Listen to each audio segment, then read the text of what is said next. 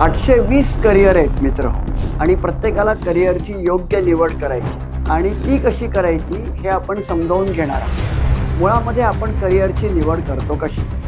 आपण 10वी आणि 12वी पास होतो आणि मग आपल्याला आपल्या आईवडिलांची आठवण होते। आपण आपल्या आईवडिलांना विचारतो, मी कोणती करिअर निवडू? मित्र हो, भारतामध्ये सगळ्यात चांगली करिअर कोणी केली? भारताला स्वातंत्र्य मिळणार आणि ते लवकरच मिळणार हे लोकमान्य टिळकांच्या लक्षात आलं। महात्माजींनी सत्याग्रहाचं हत्यार उपसलं। भगतसिंग, राजगुरू, सुखदेव एक एक जण हा म्हणता फासावरती गेले। बटुकेश्वर दत्त यांच्यापासून सुभाष बाबू यांच्यापर्यंत अनेकांनी क्रांतिकारकांच्या मार्गाने इंग्रज सरकारला सळो की पळो करून सोडलं। महाराष्ट्रातलं एखादं खेडं असो, कलकत्ता असो, कराची, लाहोर असो, नाहीतर केरळ, तमिळनाडू असो, तिथे स्वातंत्र्याचा वणवा पेटला आणि ब्रिटिश या देशातून निघून जाणार, लवकरच जाणार, हे 1920-30च्या दशकामध्ये सर्वांना लक्षात आलं। लोकमान्य टिळकांनी याच्यावरती भर दिला की आपला देश स्वतंत्र झाल्यावरती आपल्याला चांगले अधिकारी लागतील आणि म्हणून चांगले अधिकारी कसे निर्माण होतील याचा विचार करायला अनेकांनी सुरुवात केली। देशात चांगले अधिकारी निर्माण होण्याच्यासाठी चांगल्या विद्यार्थ्यांची आवश्यकता होतीच आणि काही विद्यार्थी उत्तम शिकत होते। देशातली सर्वोत्तम करिअर कोणी केली? तर चिंतामण देशमुख नावाच्या मुलाने केली। ते रोहा इथे राहत होते, म्हणजे पूर्वीचा अलिबाग जिल्हा, आताचा रायगड जिल्हा। त्यांच्याकडे दारिद्र्य होतं, घरामध्ये खाणारी तोंड जास्ती आणि कमावणारे लोक कमी।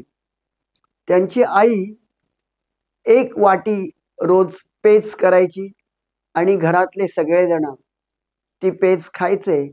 ते ओटीवरती बसायचे। आता ओटीवरती बसायचे म्हटल्यावर कोणाच्या लक्षात येणार नाही, माजघर ओटी हे शब्द आता इतिहास जमा झालेले दिसत आहेत। ते अंगणामध्ये बसायचे असं आपण म्हणूया, पंचा लावून बसायचे। पांघरायला कपडे नाहीत, पुस्तकं नाहीत, शाळा कॉलेजमध्ये ॲडमिशन घ्यायला पैसे नाहीत, अशी अवस्था होती। अनेकांनी त्यांना मदत केली।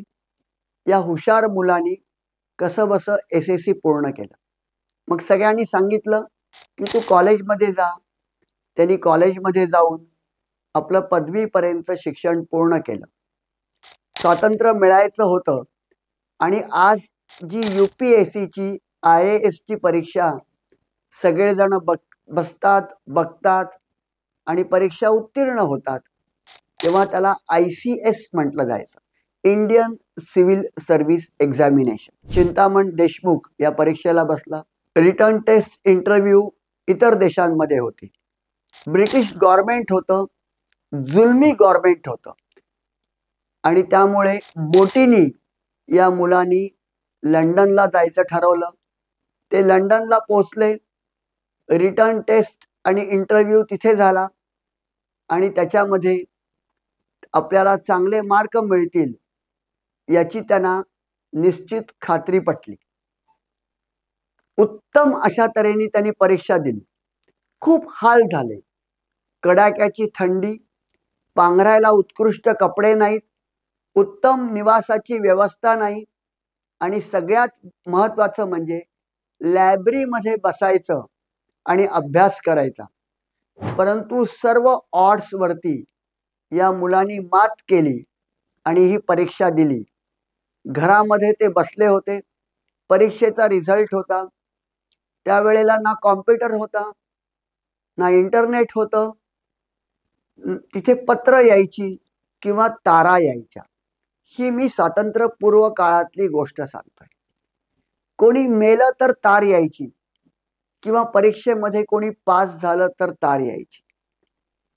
घरामध्ये समोरच्या अंगणामध्ये हा मुलगा कमी कपड्यामध्ये बसलेला होता, उपाशी पोटी बसलेला होता आणि तेवढ्यात पोस्टमन आला आणि ओरडत ओरडत आला, चिंतामण चिंतामण तुझा रिझल्ट आला। आणि सी.डी. देशमुख त्या पोस्टमनला म्हणाले, माझा रिझल्ट आला ना, माझा रिझल्ट मला माहिती आहे, मला एवढंच सांग, ज्या ICSच्या परीक्षेमध्ये संबंध जगामध्ये लाखो विद्यार्थी बसले होते, त्यात दुसरं कोण आलं, त्यात दुसरं कोण आलं.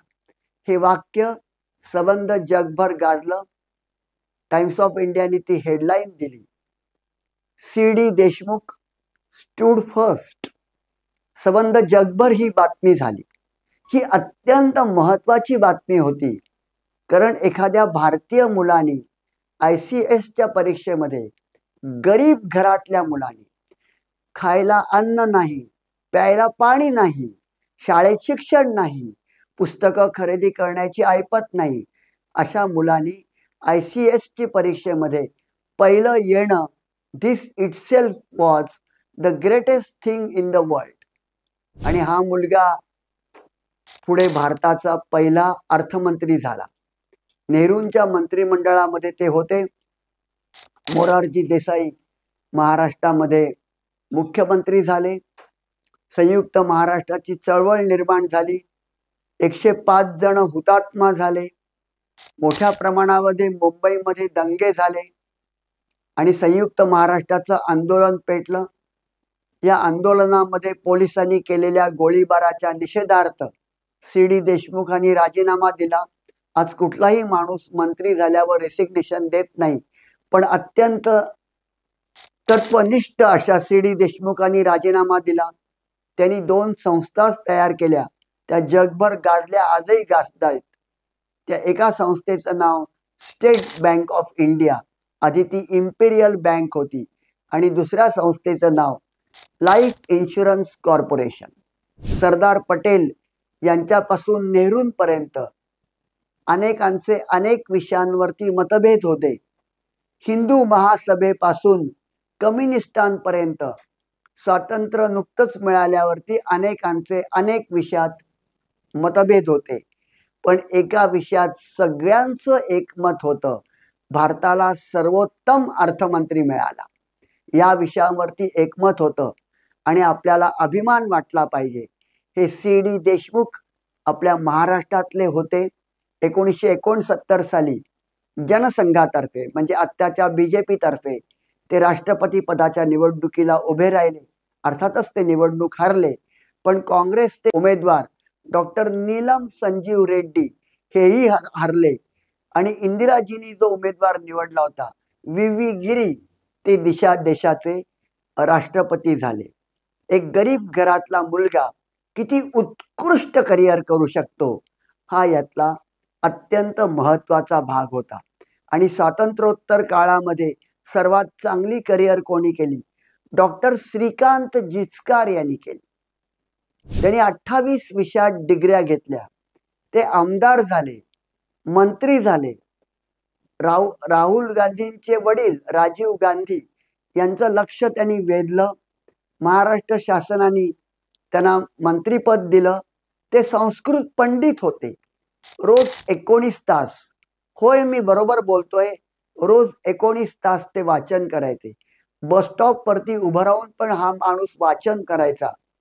एका दुर्दैवी अशा अपघातामध्ये त्यांचं निधन झालं. नाहीतर आज संबंध युनायटेड नेशन्स मध्ये ते भारताचे प्रतिनिधित्व करत असते. एक चुटपुट लागणारी अशी घटना घडली आणि त्यांचं निधन झालं. त्यांनी आर्ट्स, कॉमर्स, सायन्स सर्व केलं. त्यांनी जगातल्या सर्वोत्तम परीक्षा दिल्या आणि रोज 2-2 परीक्षा देणारा हा जगातला एकमेव विद्यार्थी होता. सर्वोत्तम मंत्री अशी त्यांची कीर्ती पसरली. महाराष्ट्राला पुढे नेण्यामध्ये त्यांचा वाटा होता. सो करिअर कोणीही करू शकतं.